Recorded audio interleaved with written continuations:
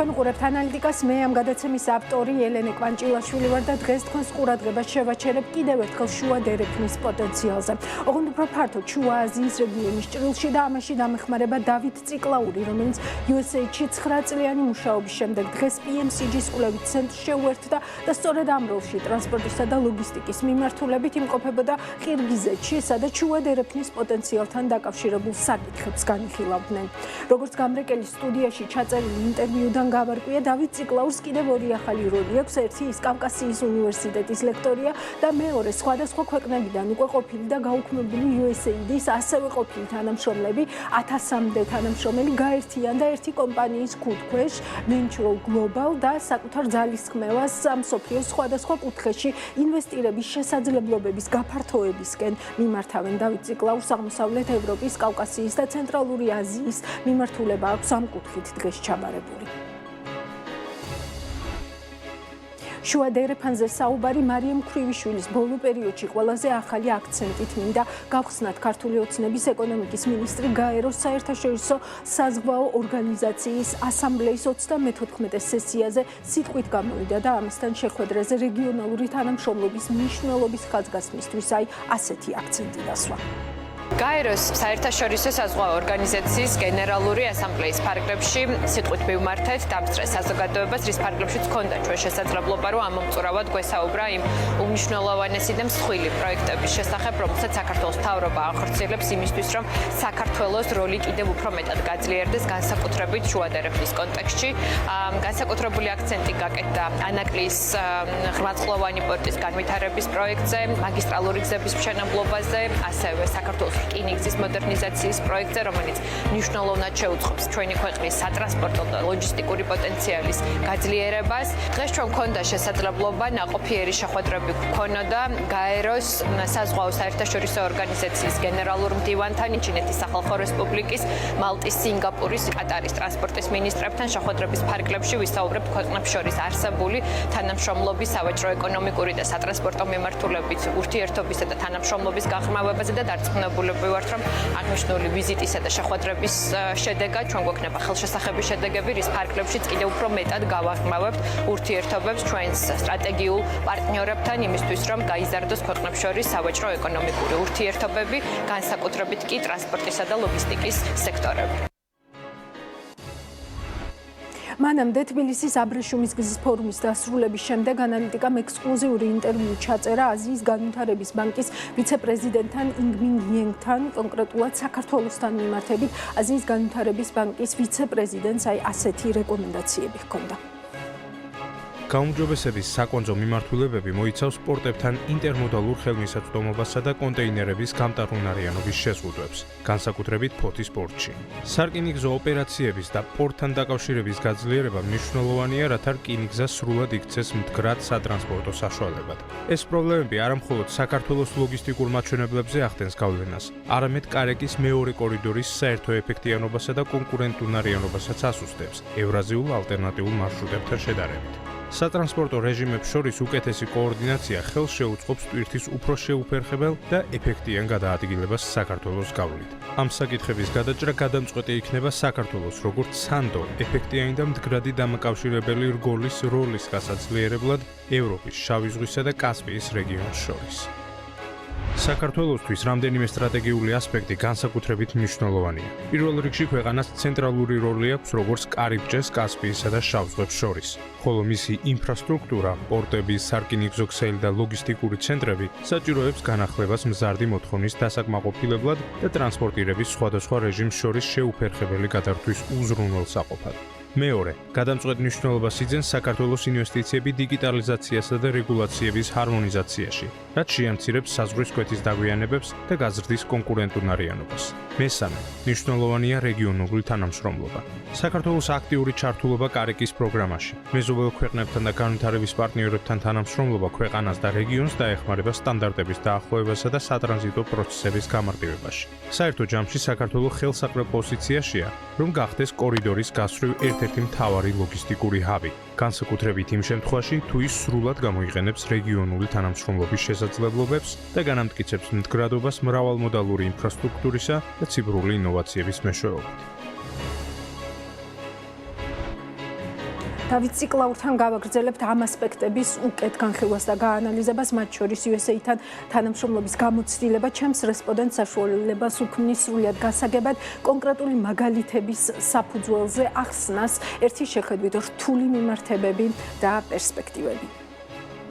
ეკონომიკური ზრდის გიტოვებთ გამრეკელის სტუდიაში ჩაწერილ ინტერვიუს დავით ციკლაურთან და პარასკევამდე გემშვიდობებით. ეკონომიკური ზრდის საკვანძო სექტორები და ახალი საინვესტიციო შესაძლებლობები კერძო სექტორისთვის. ეს იყო თქვენი, ასე ვთქვათ, მოხსენების თემა კარიკის ბიზნეს ფორუმზე. აქ იყავით უკვე წარმოდგენილი PMCG-ს სახელით.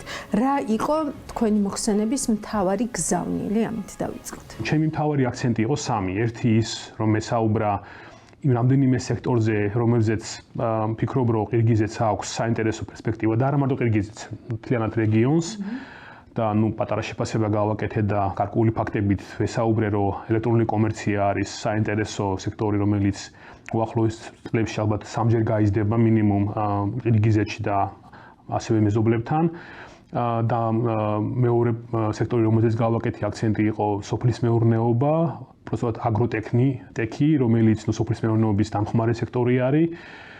რა თქმა უნდა, როგორც საქართველო იყო თავის დროზე შუა აზია სოფლის მეურნეობაში დიდ ენერგიას ხარჯავს, მოსახლეობის ნახევარი არის ჯერ კიდევ ჩართული, ზოგან უფრო მეტი, ზოგან უფრო ნაკლები და დიდ როლს თამაშობს სამუშაო ადგილების შექმნის კუთხით, მაგრამ ჩამორჩება თავისი ღირებულებით სხვა დარგებს და სამწუხაროდ შეიძლება ესე არ იქნება, მაგრამ აი აქცენტი რაც გავაკეთე და თემაც ძირითადში ეძღვებოდა შუა კორიდორს, იყო ის, რომ 30-50% ძვირიჯდება პროდუქციის ჩატანაც და გამოტანაც შუა აზიის ბაზრიდან. ანუ საკმაოდ უჭირს შუა აზიას თავისი პროდუქცია კონკურენტუნარიანად გაყიდოს თუნდაც ევროპაში, თუნდაც კაი ბაზრებზე, კი ყიდის ძალიან ცნობილი, ასე ვთქვათ, მშრალი ხილი აქვს, თხილი აკლონები ბოსტნეულიც, მაგრამ საკმაოდ ზარალობს ეკონომიკა, იმიტომ რომ ძალიან ძვირიჯდება ამ ყველაფრის ტრანსპორტირება ამ კორიდორში. ანუ ეს იყო ჩემი ორი აქცენტი, რა თქმა უნდა, ყველას ჩვენი მიმართულება ჰქონდა. მეორე, რაც ჩემის აზრით მნიშვნელოვანი მესიჯი იყო ჩემი მხრიდან, იმიტომ რომ ბოლო 19 წელი ამ თემატიკას უტრიალებდი, ანუ ვცდილობდი კერძო სექტორი ჩამება განვითარებაში, იქნებოდა ეს ადგილობრივი, ქართული თუ საერთაშორისო, გლობალური და მსურდა გამეზიარებინა ჩემი გამოცდილება თუ საქართველოს მაგალითად თუ PMCG-ს გამოცდილება, რომელიც მათ წაადგებოდათ. მქონდა საუბარი თქვათ იმ თემატიკაზე, რასაც ეკომერციაში ვაკეთებდით ადგილობრივ ასოციაციებთან ერთად თუ ბანკთან თუ სხვებთან ერთად, ან სოფლის მეურნეობაში. და ვფიქრობ, რომ ვიღაცები დავაფიქრე, მათ შორის ADB თუ იქაური მოთამაშეები, რომ ალბათ უნდა ესაუბრონ ბიზნესებს და მათი გამოცდილებაც, მათი უნარებიც, მათი ცოდნაც გამოიყენონ რაღაც პრობლემების მოგვარებაში. და მესამე, რაც ალბათ ყველაზე მნიშვნელოვანი მიზანი მქონდა, იყო ჩვენი ჯგუფის წარდგენა, ანუ PMCG-ს. თქვენ ვიცი, რომ იცნობთ, მსმენელიც ალბათ იცნობს, მაგრამ PMCG არის ჩემის აზრით ერთ-ერთი გლობალური ქართული ბიზნესი, ქართულიც აღარ არის, გავიდა საქართველოს ფარგლებს გარეთ 40 ქვეყანაში მუშაობს. თავიდან გაქონდა ქართული ექსპერტიზა შუა აზიაში, თქვა ხმელთაშუა ზღვაში, სადაც იქნებოდა, მაგრამ დღეს უკვე ამას აკეთებს სხვანაირად. მაგალითს მოვიყვან, რაც ძალიან კარგად მომხვდა ყურში, ამ სესიის ბოლოს შევხვდი ეკონომიკის მინისტრს ყირგიზეთის და გავეცანი, მე თქვი თუ ვიცნობთ PMCG-ს და ვიცნობ როგორ არ ვიცნობ. ესე მიპასუხა, რაღაც დროის უკან პაკისტანში მაგზავნიდაო ბიუჯეტის თემატიკაზე სამუშაოდ. ანუ რეალურად ბევრი არა მარტო ქართველი, არამედ შუა აზიის თუ სხვა ქვეყნის კარგი ექსპერტები გაუვლიათ PMCG-ს გავლით, გაუტანიათ მათი ქვეყნის გამოცდილება სხვა ქვეყანაში და თავისთავად ჩემი მიზანი იყო, რომ ჩვენი სერვისები შემეთავაზებინა დამატებით გარდა იმისა, რაც უკვე იცოდნენ. აი ეს იყო სამი მიზანი, რაც ვფიქრობ, რომ კარგად გაუზიარე ადგილობრივ მსმენელებს. კი ბატონო, მე განსაკუთრებით დამაინტერესა აი ზუსტად ამ შუადერეფნის კონტექსტში თქვენ აქცენტი ქონიოთ ასევე გაკეთებული ერთის მხრივ მარეგულირებელ და მეორეს მხრივ ლოგისტიკურ ბარიერებზე. ეხლა საინტერესოა, რომ ჩემი მეორე მიმართულება, რაშიც დღეს ხარჯავ ენერგიას არის ტრანსპორტ და ლოჯისტიკის მიმართულებით ცოტა უფრო გაზდა. ანუ თემაში ვიყავი, მუშაობდი, მქონდა რამდენიმე პროგრამა, რომელსაც მართავდი, მაგრამ ჩემი დავიწყე რაღაც საკითხების მოძიება. ახლა ორი კვირის უკან მქონდა ჩემს უნივერსიტეტში, კავკასიის უნივერსიტეტში საერთაშორისო კონფერენცია, სადაც გავიტანე თემა შემდეგი აქცენტით, რომ საქართველოში რკინიგზას გადააქვს 14 მილიონი ტონა, თქვათ, ბოლო წელს, იგივე მოცულობა გადაეტანას ავტომობილო ტრანსპორტმაც საქართველოს გავლით. და შედარების ვიძახი, რომ ორივე ტრანსპორტი ფაქტიურად არის შუა კორიდორის საწყისიან ბოლო, აქედან მიდის თვირთი შუა აზიაში ან სადღაც, ან პირიქით. რეალურად რაც საქართველოში ხდება, ამით შეიძლება შუა კორიდორის გარკვეული თვალით აღწერა ჯერჯერობით. ავტომობილს გადააქვს სამჯერ უფრო ღირებული ტვირთი. ტონობით თუ შევხედავთ, დაახლოებით 50 მილიარდი დოლარის ტვირთი დავითვალე რაღაც მეთოდით, რომელიც გადადის საქართველოს გავლით შუა აზიისკენ, ან მეზობელ ქვეყნებში. რისკმა მინდა ამით, რომ საავტომობილო გადაზიდვები არის ძალიან მნიშვნელოვანი ჩვენთვისაც და შუა აზიისთვისაც, არის უფრო სწრაფი, გადააქვს უფრო ღირებული პროდუქტი, ვიდრე თქვა ქვანახშირი იქნება თუ პირობითად მადნეული იქნება, მაგრამ ხშირად არის მივიწყებული. ის ძღოლი გაჩერებულია საზღვარზე ხან ერთი დღე, ხან ორი დღე, იმიტომ რომ ბევრნი არიან და არ არის დალაგებული ეს სასაზღვრო გადასვლის ესე თქვა ობიექტები. და არ ვიძახე მას საქართველოს, საქართველოს ეს ნაწილი კარგად აქვს დალაგებული, საუბარი არის მთლიანად ამ შუა დერეფნის გასწვრივ. ეს არის ხოლმე ყველაზე, ესე ვთქვათ, ხშირი, ესე ვთქვათ, რეკომენდაცია ყველა საერთაშორისო საფინანსო ინსტიტუტისაც მათ შორის და საქართველოში 2023 წელს თუ არ ვცდები, თბილისის აბრეშუმის გზის ფორუმზე ჩამოყალიბდა კიდეც ერთობლივი საწარმო, იქ ჩართული იყო საქართველო, აზერბაიჯანი და ყაზახეთი. რა შეიძლება რკინიგზას, რა თქმა უნდა, საშუალო ვადაში უფრო და უფრო გაიზრდება მისი როლი. სადღაც შეიძლება გამტარუნარიანობა არის დასამატებელი და მათ შორის საქართველოში ვიცი რომ პროექტები ხორციელდება. ფორუმზე მათ შორის გააჟღერეს, რომ ახალი მარშრუტი შენდება ჩინეთი, ყირგიზეთი, უზბეკეთის გავლით. პატარა მონაკვეთია, მაგრამ მნიშვნელოვანი არის, ჩინეთს უკვე გაუჩნდება კიდე ერთი, ასე ვთქვათ, გამშვები წერტილი უზბეკეთის გავლით, რაც კიდე გაზდის თვითნაკადებს აი ამ კორიდორში, რაც უნდა მოვიდეს მერე კასპიის ზღვაზე, გადმოვიდეს აზერბაიჯანში და ასე შემდეგ. რეალურად ალბათ უახლოეს წლებში თვითნაკადი რკინიგზაზე გაიზრდება.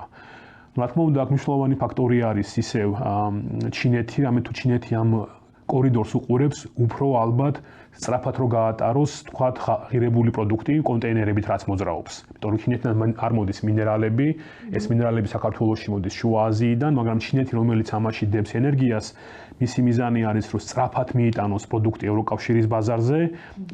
ფასი მნიშვნელოვანია, მაგრამ ფასი უფრო მეორე ხარისხოვანი შეიძლება იყოს შედარებით მისთვის.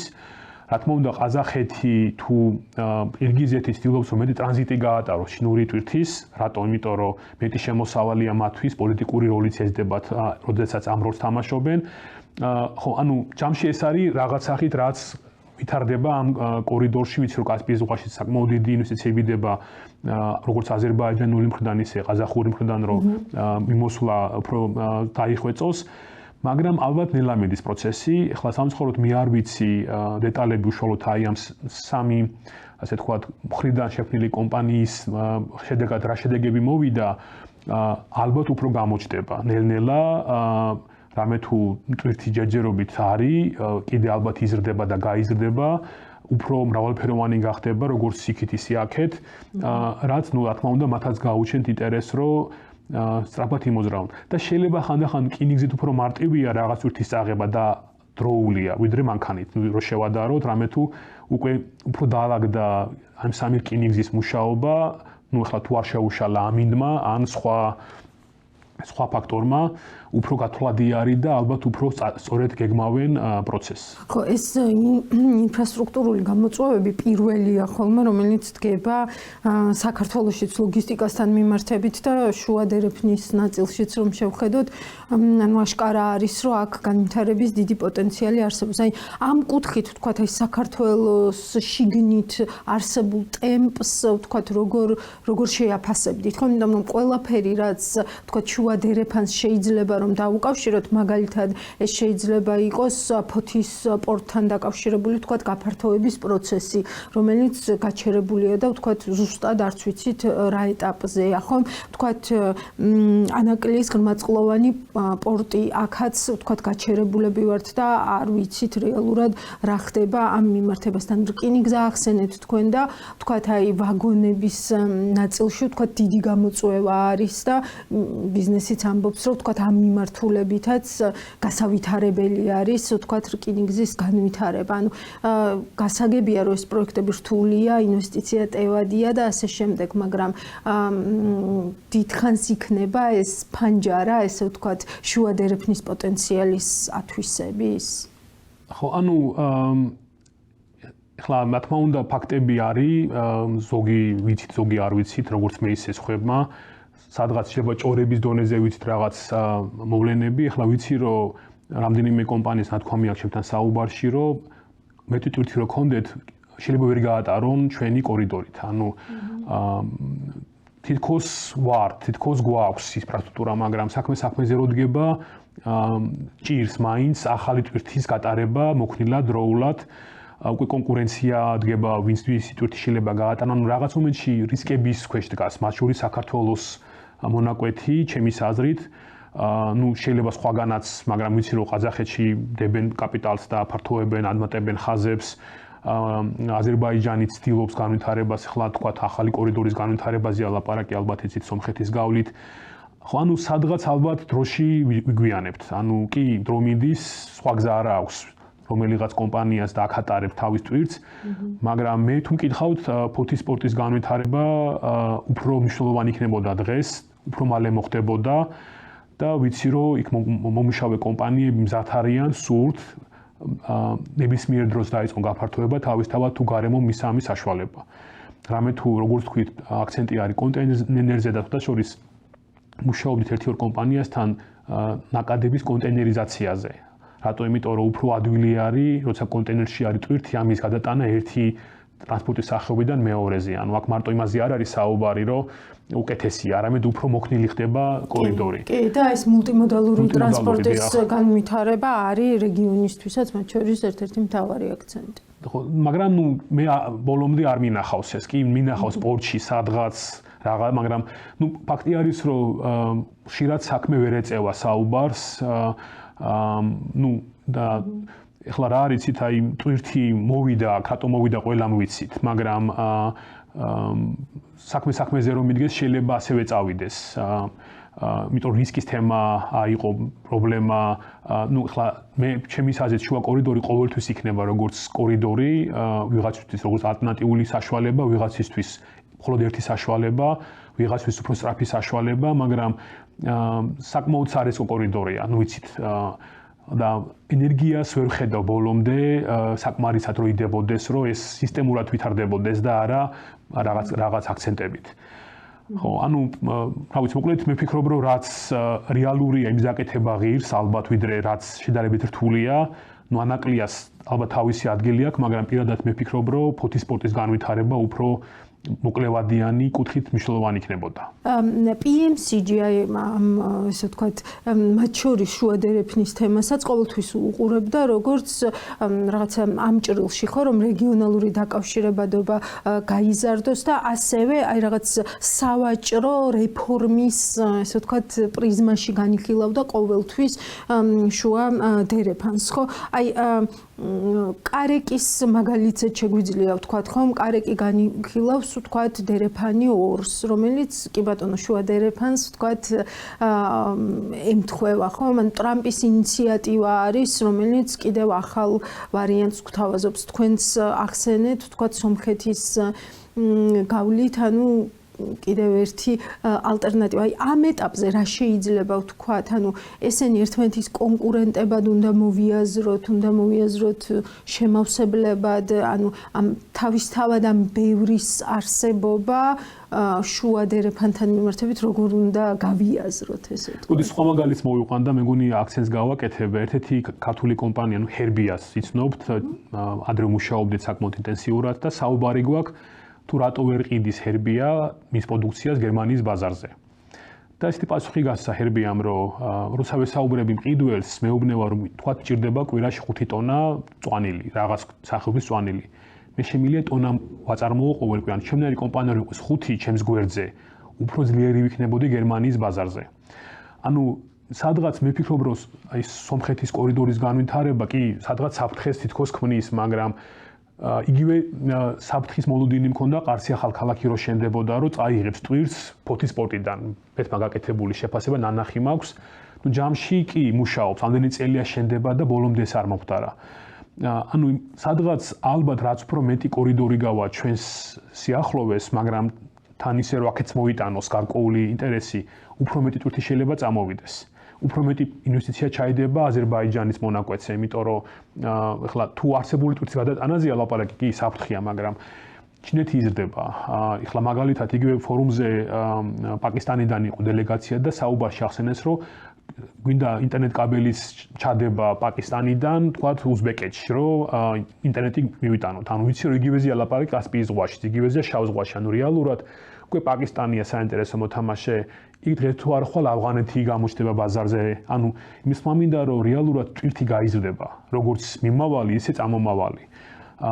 რაც კარგია, რამე თუ ჩვენი კორიდორი, მათ შორის სომხეთის გავლითაც დაგვეწევა, მე ვფიქრობ, რომ ორივე კარგად ვიქნებით, ლოჯისტიკური ცენტრები აქაც განვითარდება, შეიძლება აქაც განვითარდეს. იქ დღეს თუ არა ხვალ ირანიც მოთამაშე იქნება და იმედი მაქვს დღეს თუ არა ხვალ აფხაზეთიდანაც იქნება რკინიგზის გამოყენების საშუალება, ანუ რეალურად ეკონომიკა ამოძრავებს ყველაფერს. ანუ ეკონომიკა ქმნის ინტერესს რომ განვითარდეს, როგორც ქვეყანა, ისე რეგიონი. ანუ სულ ესე იყო. და ტრანსპორტი ამის მთავარი ამოძრავებელია, ასე თუ ისე დღეს. და მე ვფიქრობ, რომ ნუ თუ არ ჩავთვლით რუსეთის კორიდორს, რომელიც რეალურად ჩვენთვის პრობლემა არის ამ კუთხით, სამეზობლოში რაც არ უნდა მოხდეს, ვფიქრობ, უფრო მეტ ბენეფიტს მოგვიტანს, ვიდრე საფრთხეს.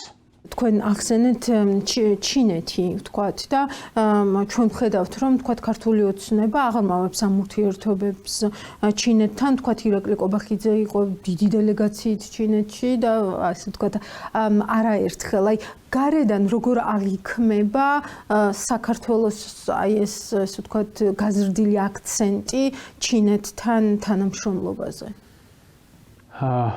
აი ეხლა მე მანამდე მუშაობდი ამერიკულ ორგანიზაციაში და ერთ-ერთი წუხილი რაც ითქმებოდა ხოლმე არის რომ აი სად არის ამერიკული კაპიტალდაბანდება, აი სადებს ამერიკული კომპანია ფულს. აი მანახეთ სადებს ჩინური კომპანია საქართველოში ფულს. ნუ კი არის გარკვეული ბიზნესები, მაგრამ რეალურად ჩინეთი იქ ინტერესს სადაც ეკონომიკას ხედავს. ანუ ჯერჯერობით მე არ დამინახავს დიდი ინტერესი, რა თქმა უნდა, ყველა ხვდებით რომ დიდი მნიშვნელოვანი რგოლი ვართ აი ამ ჯაჭვში. ვიცი რომ ჩინეთი ნელ-ნელა ცდილობს თურქნაკადები გაზარდოს, ნუ ყაზახეთის გავლით და თავისთავად აქ მოვიდეს, მაგრამ დღეს მე ვერ ხედავ დიდ ნახტომებს, გარდა იმისა, რომ სურვილი არის. რა თქმა უნდა, როგორც ბაზარი ძალიან მნიშვნელოვანი არის, ალბათ უფრო მნიშვნელოვანი გახდება დროთა განმავლობაში და ჩინეთის ბაზართან ურთიერთობა ჩვენთვის ყველა ვარენჭს მომგებიანი იქნება, მაგაზე კითხვა არ არის. ნუ შეიძლება ვიდაოთ რა უფრო ღირებული ევროპული ბაზარი თუ დასავლეთის ბაზარი თუ იგივე ხმელთაშუა ზღვის ბაზარი თუ სხვა ბაზარი თუ ჩინეთის ბაზარი, იმიტომ რომ ჩინეთში იმდენად ან არის თუ არა ჩინეთის ბაზარი ჩამნაცვლებელი, ასე ვთქვათ ევროპული ბაზრის? ანუ სხვა ანუ ჩინეთი ნუ ახლა ხარისხზე ვიდავებთ, თუ კარგიც არის და ცუდიც არის. მაგრამ ალბათ ჩვენთვის ყველაზე ღირებული ბაზარი ევროპის ბაზარი უნდა იყოს. და ნელ-ნელა ხდებოდა განვითარება, მე ისნო ბიზნესებს, რომელიც საქართველოსთან ნელ-ნელა შედიოდა ევროპის ბაზარზე, ნელ-ნელა იზრდებოდა. მე ვფიქრობ, რომ აი ამ პატარ-პატარა განვითარებას უნდა გავყვეთ. ახლა ღვინოს თუ შევეხებით, ნუ ღვინო არ გვაქვს იმდენი, რომ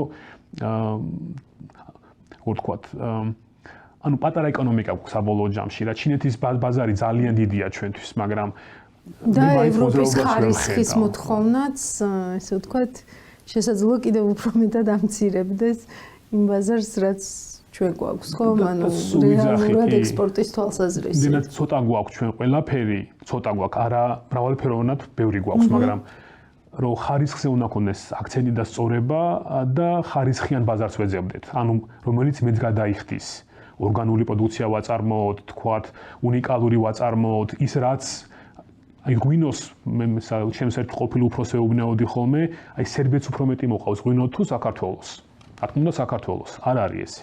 ანუ ღვინოთი ცნობილები ვართ, მაგრამ რო შევხედოთ სად არის ჩვენი მოცულობა, ალბათ ძალიან ქვემოთ ვართ, ვიდრე ნებისმიერი ჩვენი ევროპული მეზობელი, რომელიც ღვინოს აწარმოებს, თუნდაც სერბეთი, თუნდაც მოლდოვა. ანუ საბოლოო ჯამში ვფიქრობ, რომ ჩვენი მთელი ენერგია უნდა მიდიოდეს მაღალი ღირებულების შექმნაზე, როგორც სერვისში, ისე პროდუქციაში და ამისთვის ყველაზე კაი ბაზარი არის ევროპული ბაზარი.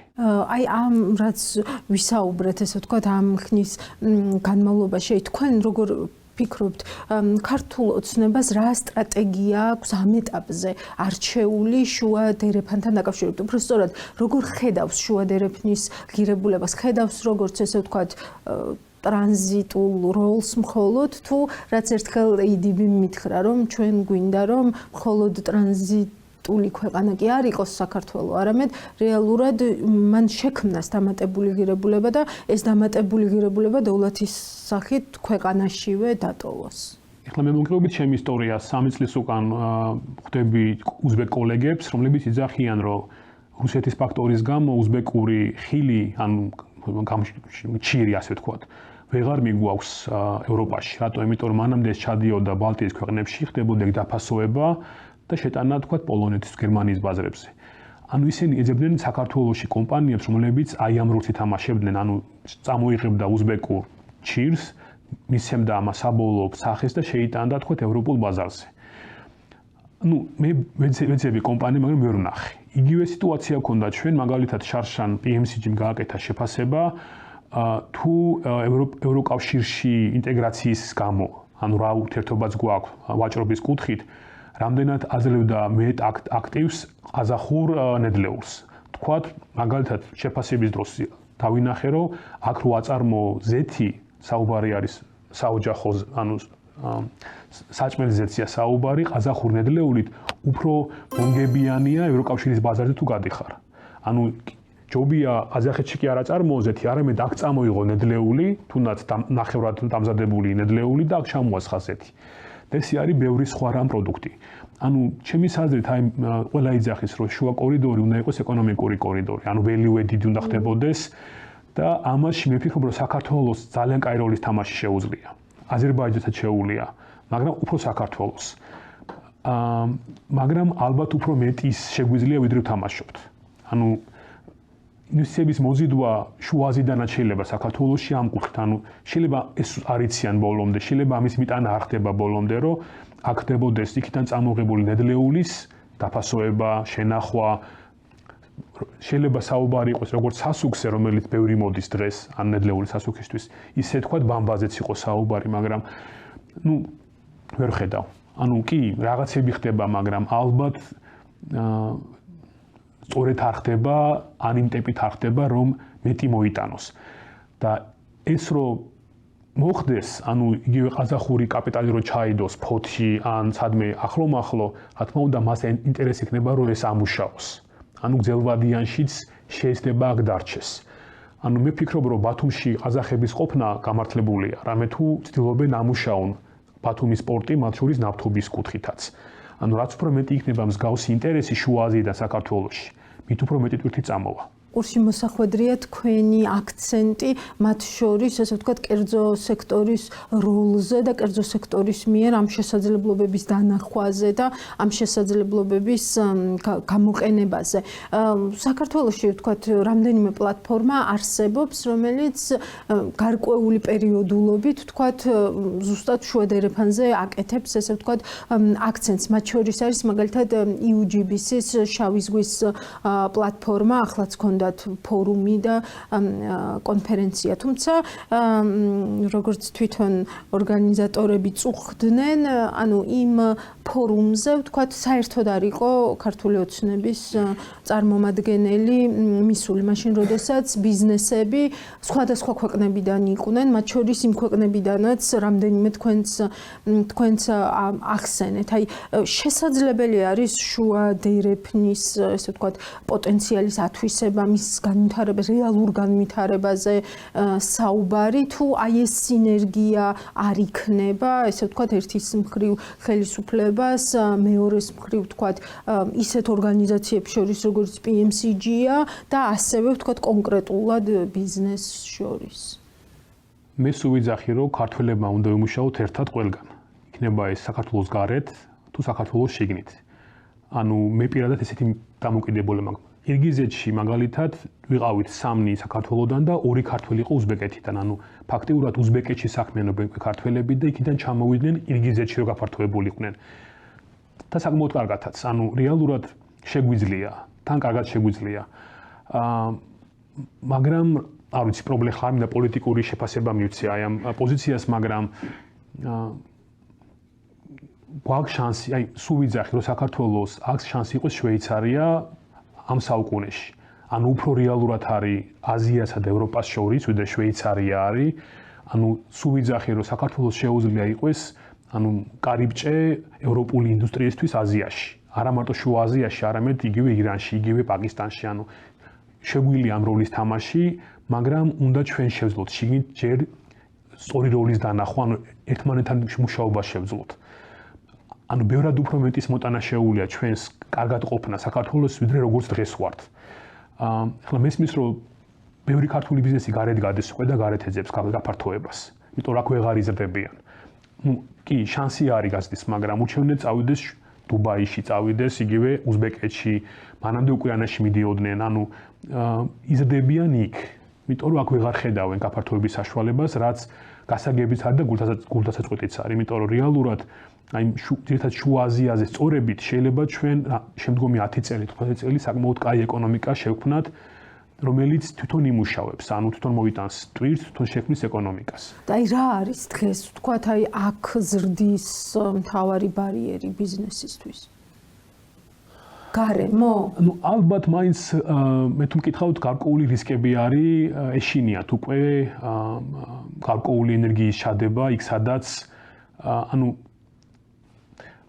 ალბათ გარემო არის რაღაც ფორმით გეთახმებით კი ანუ ბიზნესის დაწყება შეიძლება მაგრამ გადარჩება თუ არა შეიძლება კითხვა ჩდება სადღაც სადღაც შეიძლება პატარა ბაზარი ვართ, მათ შორისაც რისკი არის და შეგვიძლია სხვაგან გააკეთო იგივე ენერგიით უფრო მეტი ვიდრე აქ. მაგრამ არც შუა აზია არის მარტივი ბაზარი და არც უკრაინა არ ყოფილა არასოდეს მარტივი ბაზარი. ანუ რეალურად ახერხებდა ქართველი მორგებას, გაფართოებას.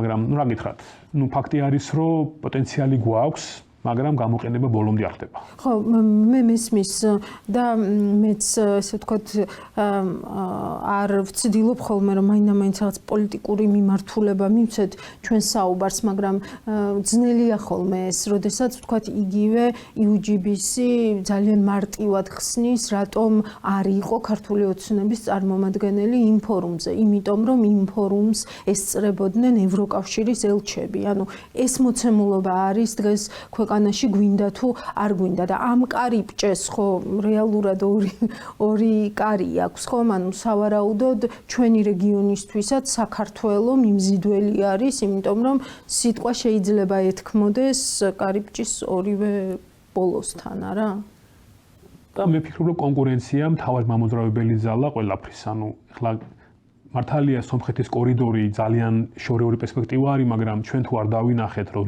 რისკავთ ალბათ რაღაცებს არ დავთმობთ რა ანუ დღეს ეკონომიკა პულხინს არ არის მართალია შორის ყირგიზეთში ახსენეს რომ 9%-იანი ზრდა ქონდა ეკონომიკას საქართველოს კაი ზრდა აქვს ანუ ასე თუ ის ეკონომიკური ზრდა აქვს ანუ ქვეყანა ვერ გზნობს გაჭირვებას ვერ გზნობს იმას რომ უნდა სხვა თვალით შევხედოთ ურთიერთობებს ну რაც არის ის არის მაგრამ ну ფაქტი არის რომ დრო კიდე გვაქვს იმედი მაქვს ომი მალე დამთავრდება და ეს ომის დამთავრებამ შეიძლება ბევრი რაღაცა გადააწყოს ხელახლა არ ვიცით სარისკოა მაგრამ ყოველთვის ლაპარაკობი დამთავრებაზე მაგრამ ну ალბათ საქართველოს ცოტა უნდა მეტად მოინდომოს შიგნით რომ რაღაც პრობლემები მოაგვაროს ასევე შიგნით ხო განსაკუთრებით საქართველოსზე და ყირგიზეთზე როდესაც საუბრობთ რეალურად არც ვიცით ამ ომის გავლენა შესაძლოა ბევრად უფრო პოზიტიური არის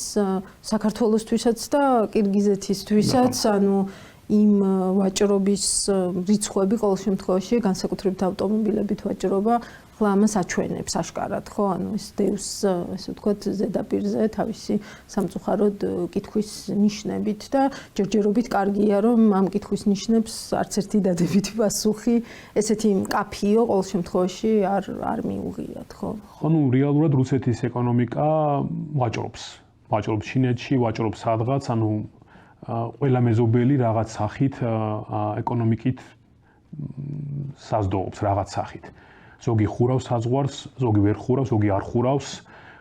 ნუ ფაქტი არის, რომ ბევრი პატარა ქვეყანა, მათ შორის ამ ეკონომიკამ ბოლო წლებში საკმაოდ წინ წაწია. კი. მაგრამ ნუ კი, პრაქტიკულად აი ყველა კომპონენტზე ვისაუბრეთ და აი ამ სურათში ესე ვთქვათ რა როლი და რა ფაქტორი აქვს ამერიკის შეერთებულ შტატებს და ამ ქვეყანასთან გამართულ ურთიერთობებს, მათ შორის საქართველოსთან მიმართებით. ამ რამდენიმე დღის წინ იყო გაავრცელა ძალიან მოკლე ინფორმაცია დეტალების გარეშე საქართველოს საელჩომ ამერიკაში, რომ ტრიპთან დაკავშირებით, ანუ ტრამპის მარშრუტთან დაკავშირებით, ასე ვთქვათ, სახელმწიფო დეპარტამენტის წარმომადგენელი იყო საქართველოში ჩამოსული, ბევრ მხარეს შეხვდა, მათ შორის შეხვდა მთავრობის ადმინისტრაციასაც.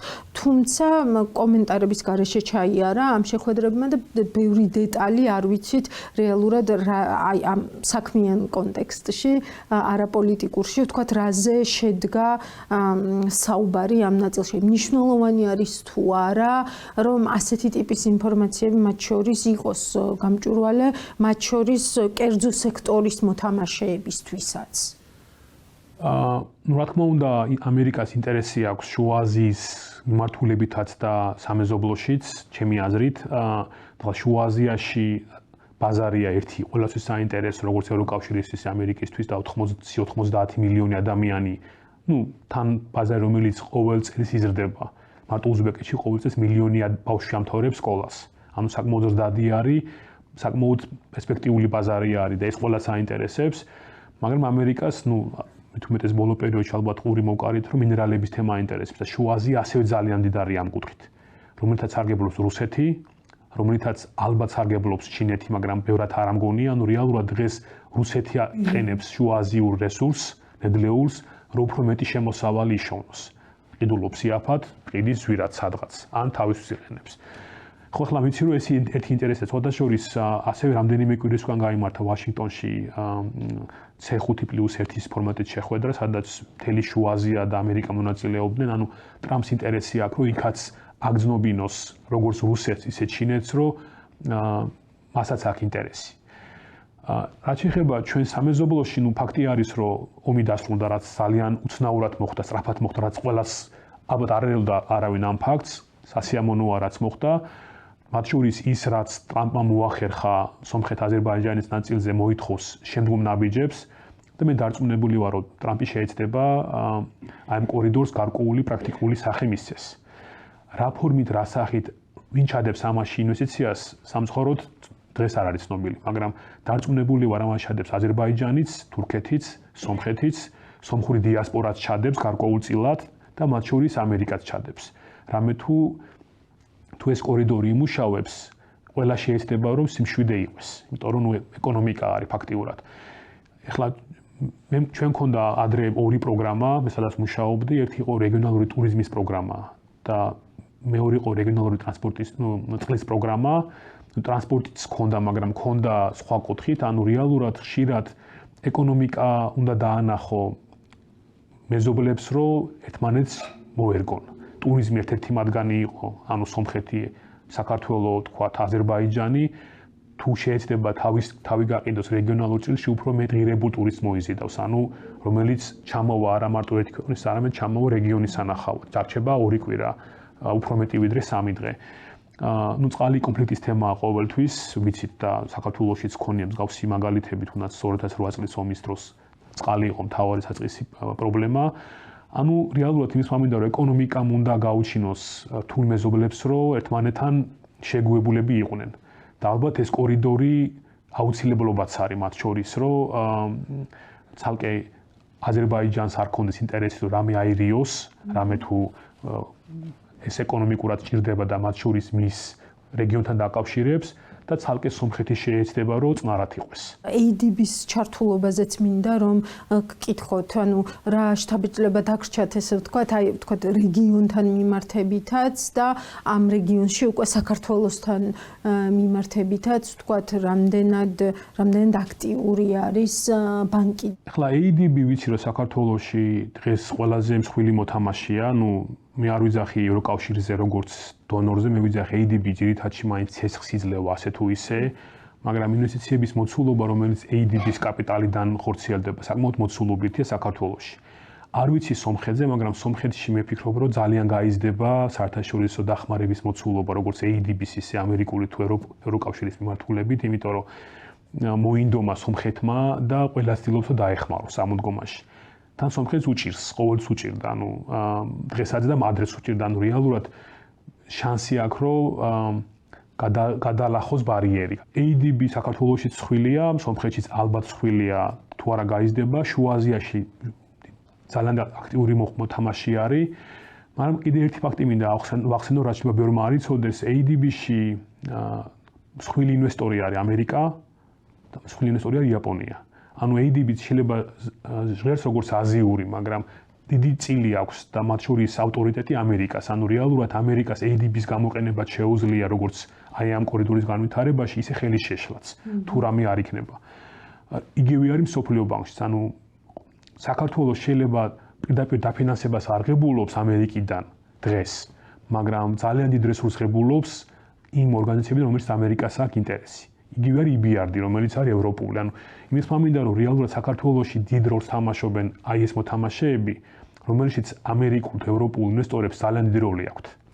გასაგებია ესე ვთქვათ თქვენი აქცენტი საერთაშორისო საფინანსო ინსტიტუტებთან მიმართებით. ამ ესე ვთქვათ ფორუმის ფარგლებში ვთქვათ აი ძირითადი ინსაიტები რა იყო, რაც თქვენ წამოიღეთ ესე ვთქვათ თვითონ ფორუმში მონაწილეობის შედეგად და რა შეიძლება ესე ვთქვათ გავრცელდეს მათ შორის საქართველოსაც. ერთი თქმა უნდა მიზანი იყო რომ შევხვდროდი ადგილობრივ ასე ვთქვათ მოთამაშეებს და გამერკვია რამდენად საინტერესო არის მათთვის გარკვეული პროდუქტების შეთავაზება. ვესაუბრე რამდენიმეს და ყველას რაღაც ინტერესი აქვს. თან დასამალი არ არის საქართველოს გაგებაზე, ყველას სახე უნათდება, ყველას აქვს პოზიტიური განწყობა, ყველა მიცის რომ ჯერ კიდე შეიძლება აქედან რაღაცის წაღება, ცოდნას გულისხმობ. და ყველა იძახის რომ აი ამაში რას ფიქრობთ, ხო არ შეგიძლია თქვენი გამოცდილების გაზიარება ან რამე შემოგთავაზეთ და მე დონორს ნახავთ და იქნებ რაღაც საერთო გავაკეთოთ. ანუ ეს იყო ერთი რაც წამოვიღე, მეორე წამოვიღე ის აქცენტები რაც საინტერესო იყო, ანუ იგივე წეგან ვახსენე რომ პაკისტანი ცდილობს ინტერნეტ კაბელზე ილაპარაკოს, იქ ახალი რკინიგზა შენდება, ანუ დამატებით ინფორმაცია გაჩნდა საანალიზოთ.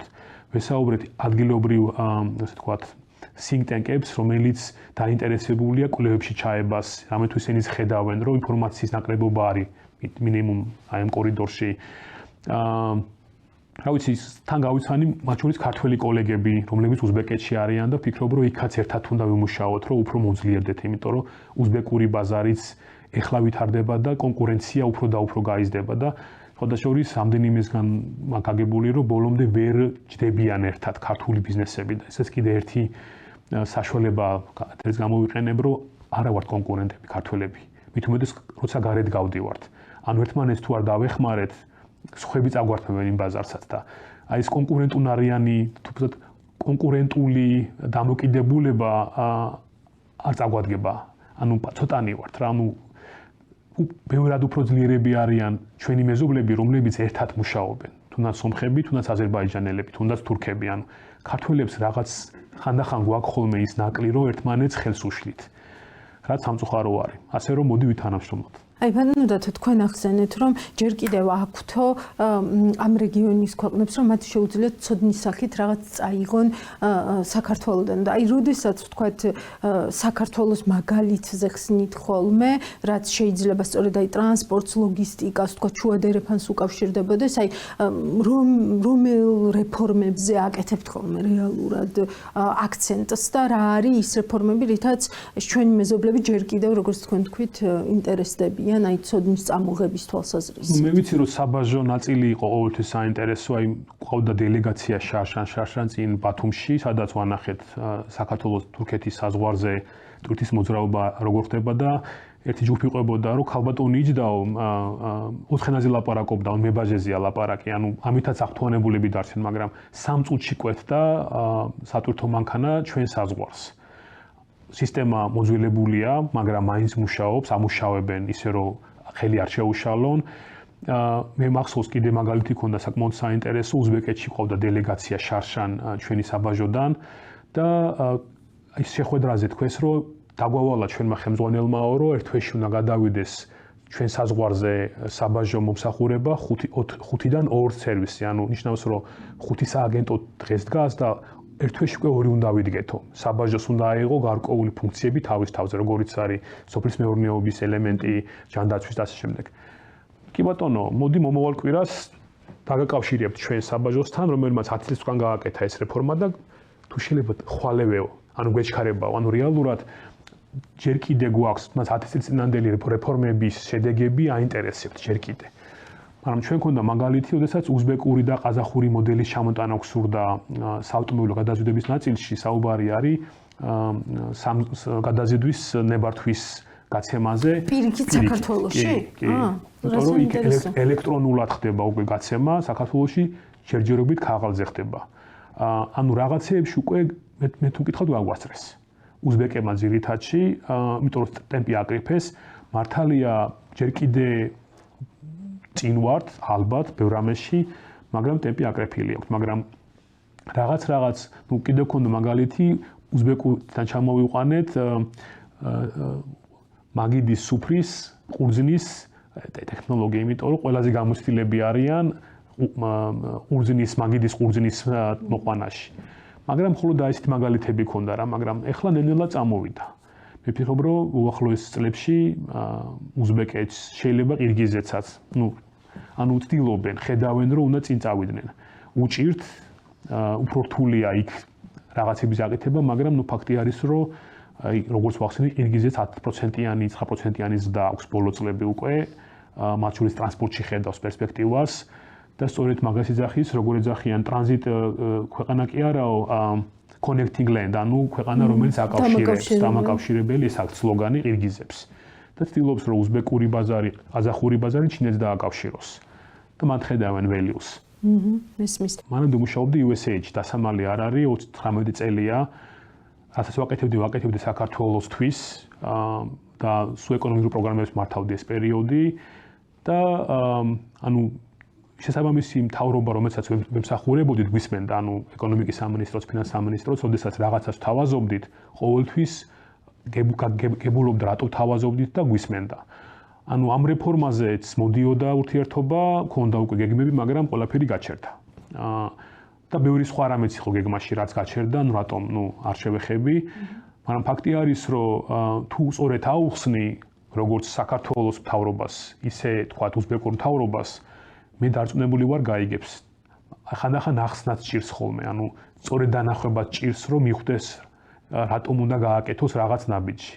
და სწორედ ეს იყო ჩემი ერთი მცდელობა, ისეთი მაგალითი მოვიყვანე, რომ ყოველი ერთი დღე გაჩერებული სატვირთო მანქანა ნიშნავს $1000 ზარალს. ანუ თუნდაც ამ ერთი რიცხვის დათვლას თავისი ნაბიჯები ჭირდებოდა, მაგრამ უკვე ვიღაცა შეხედავს, რომ 100,000 მანქანა რო ერთი დღე გაჩერებული არის სადღაც, იმის გამო რომ რაღაც პროცესი არ დასახვეწი, რამხელა ზარალი ადგება ვიღაცის ეკონომიკას. და ეს ყველაფერი საბოლოო ჯამში უნდა გადაიხადოს მოქალაქე, იქნება ეს უზბეკეთში თუ საქართველოში. მე და ერთ-ერთი ასოციაციის ხელმძღვანელთან მქონდა საუბარი, მთავარი პრობლემა ტრანსპორტში დღეს არის რომ ვერ გეგმავ. ანუ ყიდულობ ბევრს, იმიტომ რომ არ იცი როდის ჩამოვა შემდეგი ნაკადი. და ეს არის ძალიან დიდი რესურსი, ანუ მაკარონზე ქონდა საუბარი, რომ რატო ღირს მაკარონი გერმანიაში ორჯერ უფრო იაფია საქართველოში. თუნდაც იმიტომ, რომ ვერ გეგმავ, რომ მაკარონს, რომელსაც იყიდი, ჩამოგივა 3 დღეში თუ 3 კვირაში. მაგიტო ღირს მათ შორის ძვირი. ნუ ხა მაკარონი უფრო მოცულობითია და ეთყობა, მაგრამ შეიძლება სხვას უფრო წონიან პროდუქტს უფრო შეემჩნეს. ხო, და ანუ რაც ვთქვათ, მალფუჭებადი შეიძლება იყოს, ანუ საერთოდ კატასტროფა გამოდის, ხო? ანუ უფლება არ აქვს, რომ ტრანსპორტი და ლოჯისტიკა არ გავმართოთ. ანუ ყველა სხვა სექტორი ზიანდება ამის გამო. არ მინდაო შევეხო, ესე ვთქვათ, USA-თან დაკავშირებულ საკითხებს, კომპლექსური საკითხები არც მე მინდა რომ ხა ამას შევეხოთ, დროც არ გვეყოფა, მაგრამ უბრალოდ ის რისკები, რა რისკებიც დადგა თავის დროზე გრანტების შესახებ კანონთან მიმართებით, ფარასთან მიმართებით, უკვე მოვისმინეთ, ვთქვათ, დასკვნა ვენეციის კომისიისაც, რომ ეს კანონები უბრალოდ გასაუქმებელია და ესე ვთქვათ, არავითარ სტანდარტში დემოკრატიის ისინი არ ჯდება, ანუ რამდენად დაცულად გრძნობთ დღეს თავს აი ამ ბევრ სხვადასხვა როლში, ესე ვთქვათ, აი ამ კანონმდებლობისგან, რომელიც მოქმედებს და ფაქტია, რომ ხედავთ ნაწილობრივ საკმაოდ მძიმე შედეგებსაც. ეხლა ვიტყვი ჩემ ორ გულახდილ აზრს. ანუ ერთი შემიძლია ვთქვა, რომ წელან თქვი, რომ საქართველო მიუხედავად ყველაფრის არის ერთ-ერთი ყველაზე საინტერესო ქვეყანა რეგიონშიც და მსოფლიოშიც. ანუ როცა უცხოეთში მივდივარ, მიხარია საუბარი ქართველობაზე, რომ ქართველი როგორც ერი, როგორც ისტორია, ანუ სულ ამაყობ და ყოველთვის ვიამაყებ. ეს როგორც რაც შეეხება ქვეყანას. რაც შეეხება ჩემისათვის ქართულ ოცნებას, დიდი შანსი აქვს, რომ ქვეყანა სწორ გზაზე დააყენოს თუ მოინდომებს. ანუ აქვთ ამის საშუალება, აქვთ ხალხი, რომელსაც შეუძლია მოინდომოს და შეძლოს. თავარია მონდომება. ანუ მხარდამჭერებიც ყავთ. მე არ ვიტყვი, რომ ხალხი მხარს არ უჭერს, ყავს თავისი მხარდამჭერი, მაგრამ ქართულ ოცნებას შეუძლია ძალიან კაი როლის თამაში ქვეყნის მომავლისთვის. ჯერჯერობით საკმაოდ ჭირს, რაც ფაქტია, მეც მეშინია, როგორც ბევრს ეშინია, ყავს დიდი ოჯახი, ცხოვრობი ამ ოჯახს რო გაუფრთხილდე, ანუ ჩემას ვინახავ მიუხედავად იმისა, რომ მაქვს სურვილი გამოუთქვა, მაგრამ არ ვიძახი, ვერ ვიძახი, იმიტომ რომ არ არის ეს მარტივი. მაგრამ არ გვაქვს უფლება, რომ ქვეყანა დავღუპოთ. ერთი შეცდომა შეიძლება სხვაგან წაგვიყვანოს, როგორც ჩვენ ისე ქვეყანა და სადღაც აი ახლა მდგომარეობაში ვართ რა. ანუ ჩემის აზრით ქართულ ოცნებას აქვს იმის საშუალება, რომ ქვეყანა წაიყვანოს ძალიან წინ. მე არ ვიძახი, რომ არაბული ინვესტიცია ცუდია, პირიქით. უნდა მოვიზიდოთ. ახლა 6 მილიარდი პატარა თანხა არ არის. ნამდვილად. თან შეიძლება ვიღაცისთვის არც ბევრი არ არის. ანუ რეალურად გაკეთებადია ეს. ნუ რას მოვიტანს შედეგს, ალბათ კაია ქვეყნისთვის, ეკონომიკას დაეხმარება, რაღაცა გაძვირდება ფაქტია. ახლა საქართველოში რომ ადამიანები აღარ დარჩნენ, ეგაც ფაქტია. ანუ სამუშაო ძალა აღარ დარჩა. ანუ ის რომ ინდოელი, პაკისტანელი უნდა შემოვიდეს, ეგაც ფაქტია. ეს ხდებოდა პოლონეთში, ეს ხდებოდა სხვაგანაც. ანუ ქვეყანა იქ არის, სადაც თქვათ აღმოსავლეთ ევროპა იყო რაღაც დროის უკან. ქართულს ურჩევნია გერმანიაში წავიდეს, სანამ ამის საშუალება აქვს. თუ ჩაეკეტება საზღვარი, საწავო მაშინ არ ვიცით, მაგრამ ხო ანუ მე მირჩევნია ევროპული ყოფილიყო ინვესტიციები. სხვადასხვის მე მუშაობდი AES-ში თავის დროზე. როცა ამერიკული კომპანია იყო, თან მსხვილი იყო და წამოვედი იმ დროს, როდესაც რუსებმა იყიდეს ეს კომპანია. საკმაოდ კიუნეული იყო ის მომენტი. და ნებისმიერი ევროპული კომპანია, რომელიც საქართველოში შემოდის და მერე მიდის, საკმაოდ მტკივნეულად ტოვებს ხოლმე განცდას, რომ ანუ ის უფრო გამჭვირვალეა, უფრო იქ მიდის, სადაც ღირებულებას ხედავს. შენებლობის სექტორს, სოფლის მეურნეობის სექტორს გავცდებით და მაგალითად თუნდაც არ ვიცი, NVIDIA-ს მსგავს ინვესტიციებს მოვიზიდავთ ჩვენს ქვეყანაში და უფრო, ესე ვთქვათ, ინოვაციური ეკონომიკისკენ გადავდგამთ. შენებლობა კარგია, მაგრამ აი ნახტომი არ არის. ინოვაციებში ჩადებული ენერგიამ შეიძლება 10-ჯერ უფრო წინ წავწიოს. აქ საქართველოშიც არიან, ანუ ნიჭიერი ხალხი ვართ, ხო? შეიძლება იდეა დაიბადოს, არ ვიცი. საკმაოდ ცდილობს, ხოდაშორის ინოვაციების სააგენტო ცდილობს გარკვეული როლი ითამაშოს და აი დასამალი არ არის და ბევრი სახელმწიფო სააგენტო არის, რომელშიც მათ შორის ჩვენს, სადაც მუშაობ დიდი როლი გვითამაშია, რაც მაგალითი არის ბევრისთვის. აწარმოებს საქართველოს GTAC Rural Development Agency-ს, ანუ მაგალითი არის გარკვეული კუთხით. პრობლემა ყველას აქვს. მაგრამ ცდილობენ, მუშაობენ, ანუ ქვეყანას შეუძლია, სახელმწიფოს შეუძლია მსგავსი სისტემების შექმნას და ამუშაოს.